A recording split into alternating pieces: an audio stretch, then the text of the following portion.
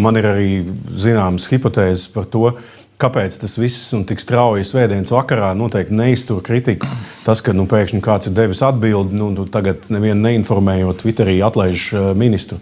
Tas visiem ir skaidrs, ka tas ir absolūts farss, tas droši vien ir dūma ekrāns. Es pieļauju tiem smagajiem jautājumiem, ar ko ministra prezidenta un viņas vadītais politiskais spēks saskarās, sākot no šajā nedēļā nāks valsts kontroles ziņojums par kokzāģētavu atbalstu, kas jau tiek vērtēts prokuratūrā.